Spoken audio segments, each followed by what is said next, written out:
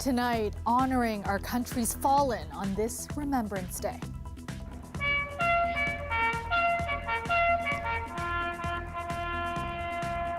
The letter was written on August 18th, and the Dieppe raid was on the 19th.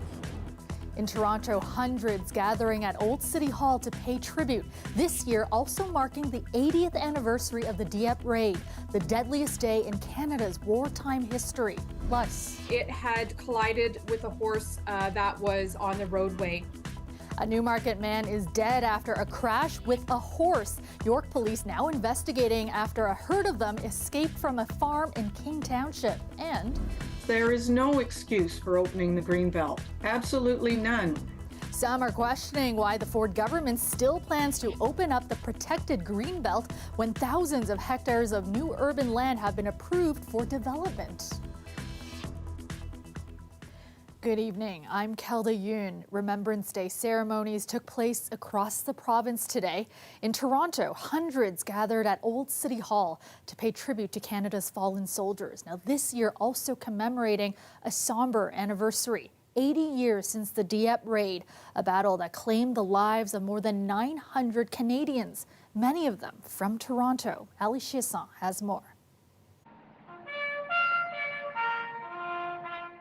Every year, the Remembrance Day ceremony at the Cenotaph downtown draws hundreds of people, veterans and their families, dignitaries and neighbors, all to pay their respects to the Canadians that served. Their service and sacrifice will and must always be remembered. But what makes this year so significant to our local history is that it's the 80th anniversary of the Dieppe raid, the deadliest day in Toronto's wartime history. On August 19, 1942, 127 Torontonians died. They were killed in battle at the German-occupied port in northern France. My father's brother died at Dieppe. It was just before his 22nd birthday.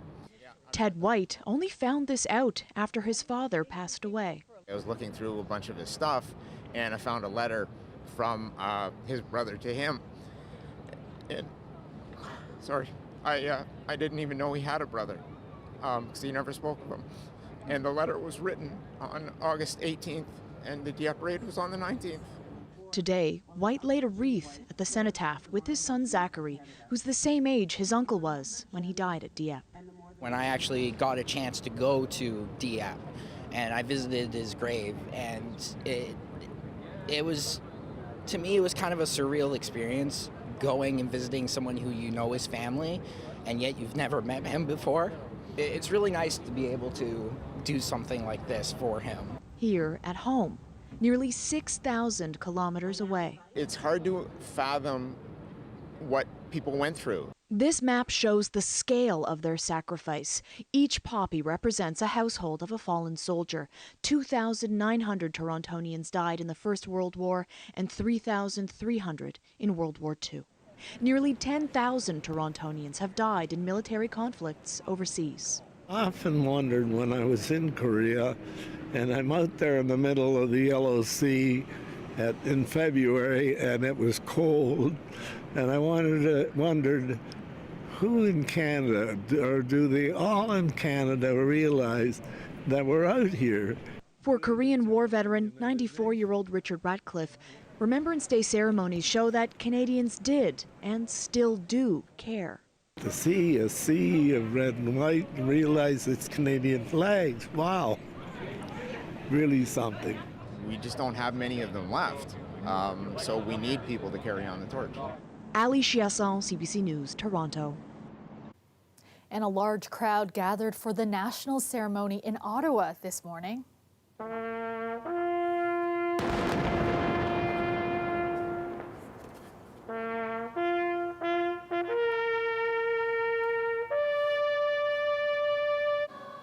This year's Silver Cross mother was Candy Greff. Her son was the last Canadian soldier to die in Afghanistan. Dignitaries included Sophie Gregoire Trudeau and Governor General Mary Simon. Also today, placed at the foot of the tomb of the unknown soldier was a flag, Canada's red ensign, recovered from the beach on the day of the Dieppe landing back in 1942. As emergency departments across Ontario grapple with a spike in respiratory infections, Sick Kids Hospital announced today it's reducing the number of surgeries it performs starting on Monday. The hospital says the move allows doctors to prioritize urgent, emergency, and the most time-sensitive surgeries. A Sick Kids says it will contact families whose procedures will be affected. The hospital says its ICU has been above 127% capacity for several days now, and well over half of the patients in intensive care are currently on a ventilator. Sick Kids is just the latest hospital to reduce surgeries. Lakeridge Health in Oshawa made the same announcement yesterday.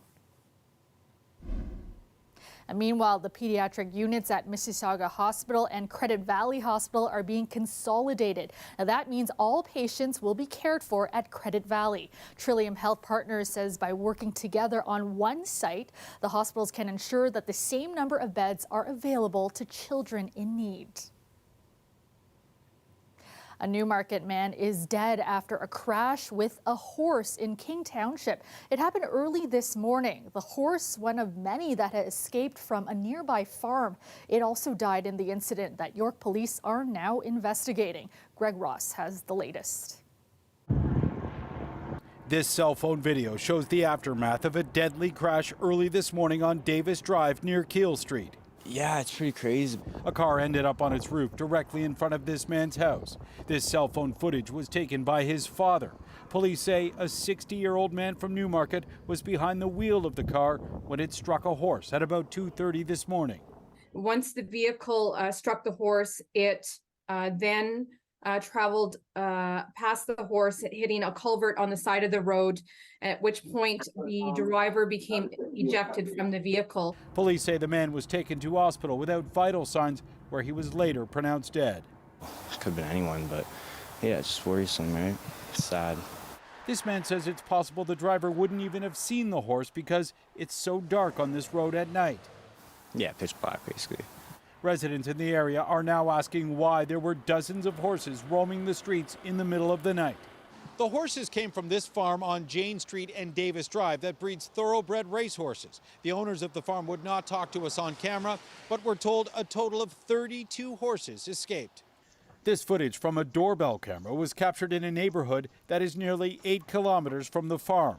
Workers from the farm were able to corral the horses here and transport them back. Police are now investigating. At this time, we're not exactly sure how all of the horses got loose from this farm area. So far, police have not laid any charges. Greg Ross, CBC News, King City. Let's go now to meteorologist Colette Kennedy with a first look at your forecast. And Colette, we got a bit of rain today and temperatures taking a bit of a dip. Yeah, we are going to be seeing some changes. We have a transition period, though. It's a short one of basically one day, which is tomorrow, when everything transitions and that colder air moves in. Just to kind of give you a highlight of that, these are temperatures from this afternoon. So, yeah, it's still been mild and above seasonal across the lower Great Lakes. And then into northern Ontario, we get into that transition. And by the time you're into the central prairies, we're talking about temperatures well into the negatives, negative double digits, and it's some of that, okay, our temperatures aren't going that low, but it's some of that colder air that's coming our way. So the remnants of Nicole brought the showers through our area. That moves on through Atlantic Canada, and now behind this, we will see some lake effects setting up. Drier conditions tonight, still cloudy, but tomorrow afternoon expect some showers to redevelop, and then expect that kind of mix possible as we get into tomorrow night and Sunday. So even some wet flurries possible in the city with accumulations in the snow belt. More on that coming up. 7 tonight, very little change in the temperature into tomorrow, 8 degrees the high. Thanks so much, Colette. Well, good news for GO Transit users. GO buses will be back on the road beginning tomorrow. This after the union representing thousands of drivers, station attendants, and maintenance workers reached a tentative deal with Metrolinx, ending a 4-day strike that halted operations and left commuters scrambling this week. Chris Glover has the details. At Union Station, signs of the GO Bus labor action remain today. It was hard, and I had to go through Mississauga. It was like painful, but hopefully they have resolved it now. So they said. Well, I have good news for you. They actually resolved it late last night, and the GO buses will be operating again tomorrow. Yeah, I'm like pretty looking forward to it, and it's going to make my travel easier. A 4-day strike ground go buses to a halt and at points even impacted other traffic, including streetcars. The union says its labor action is now over. I think it's great. It'd be great to get the buses back on the road and people moving again. Transportation and what makes society runs. So we're happy to report that we do have a tentative agreement. Amalgamated Transit Union President John Danino late yesterday announcing a deal with the provincial transit agency Metrolinx. Today he says the union's concerns about worker safety and contracting out were addressed. That was the catalyst for us to endorse the contract and bring it back to our members. Although the 3-year tentative deal caps wage increases at 1% due to the provincial government's Bill 124, the union says Metrolinx agreed to a wage reopener if that law is reversed.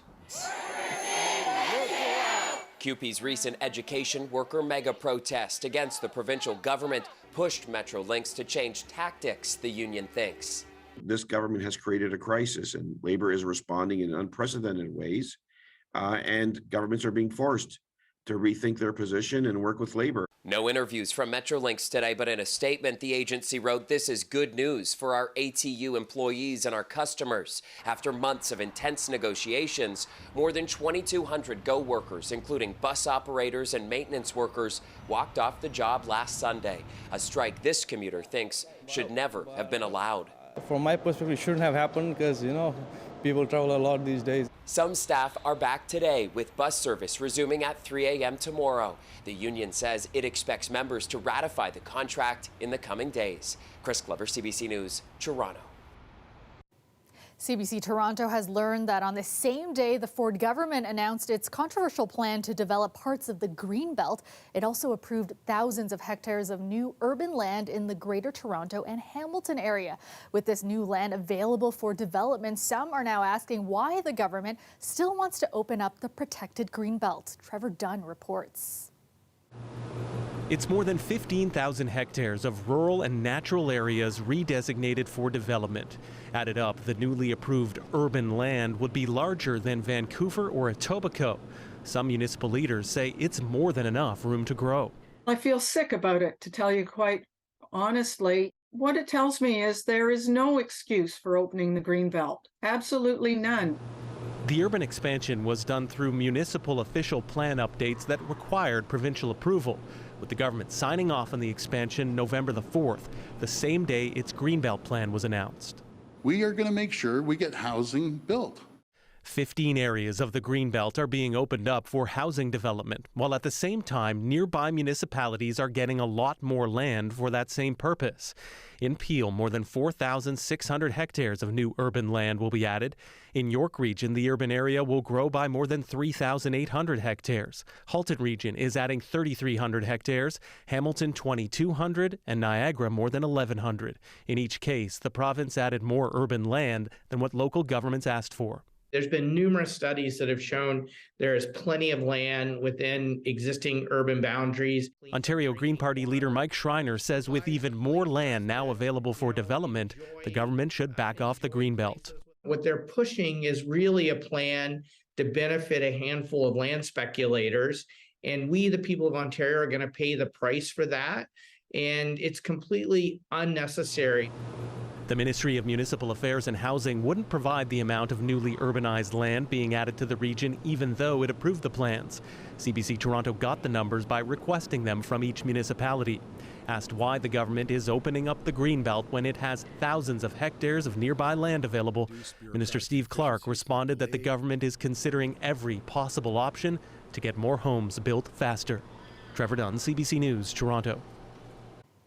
2 OPP officers have been charged as part of an investigation into allegations of misconduct involving the towing industry. Police say a 59-year-old sergeant and 36-year-old constable are facing breach of trust charges. Both are members of the OPP's Mississauga detachment and its Highway Safety Division. The OPP also charged a Vaughan man and a Mississauga man with aiding and abetting breach of trust. The charges stem from an internal complaint in February 2019 that preferential treatment was given to GTA tow truck operators. The accused officers were arrested 3 days ago but have been suspended with pay since January 2021.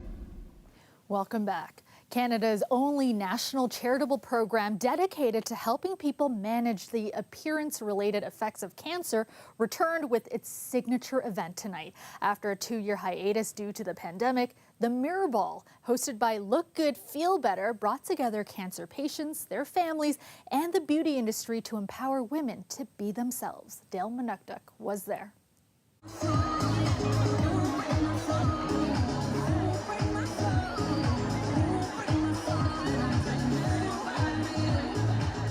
Channeling their inner Beyonce, a room of strong, resilient women refusing to let cancer break their souls. I feel confident to learn, to make mistakes again, and it just comes from a little skill like learning how to do your eyebrows. Anjali Sachdeva was diagnosed in 2016 with Hodgkin's lymphoma when she was just 16 years old. At a time when she was feeling her lowest, she found Look Good, Feel Better. Someone handed me a brochure at Sick Kids, and I was like, it's my birthday coming up. Why don't I go to this workshop and try and see if I can feel a little better and meet some other teens who are going through cancer. A volunteer named Robin Trott first did her makeup at one of the organization's seminars. Trott's mother is also a cancer survivor. So very important to give a woman her sense of self back, to be able to look in the mirror, put on a few cosmetics, skincare, feel like yourself again, recognize the face that's looking back at you, but also a sense of camaraderie in those workshops so you meet other women who are going through the same thing that you're going through. My mom had breast cancer when I was in my 20s, so I've gone through that. Tonight was the first time since 2019 that Look Good, Feel Better was able to gather for their biggest event of the year. Around 600 people, including Premier Doug Ford, packed the Westin Harbour Castle Ballroom, and at $12,000 per table, the night raises about $1 million. So we're in 100 hospitals across the country, and we offer educational curriculum that enables them to deal with their treatment side effects. So everything from loss of hair, loss of eyebrows, dry skin. My treatments are working. But more than the beauty tips, it's the community these women find that helps get them through. You forget to take care of yourself, you forget to cope. And so I think just being able to take control in your life is so important, especially when you're given a diagnosis of cancer, which is not something you can control. Dale Manukduk, CBC News, Toronto. It was a big night for Jeopardy fans in the city. Toronto's very own Matea Roach is back competing in the semifinals of the Tournament of Champions. Matea Roach, 23-game champion, but in third place today against really strong competition. What did they write down? What is a question mark? So that is it for Roach in the Tournament of Champions, but an incredible run for the 23-year-old who holds the title of fifth longest streak after 23 consecutive wins earlier this year. On top of the more than $560,000 US they won then, Roach takes home another 10 grand for competing in this round. And this is a live look of the Toronto skyline. Partly cloudy tonight with some showers developing overnight. Currently it is 12 degrees in the city. Let's go back to Colette now with a more detailed look at your forecast. And Colette, a bit of a transition day and then it gets much cooler.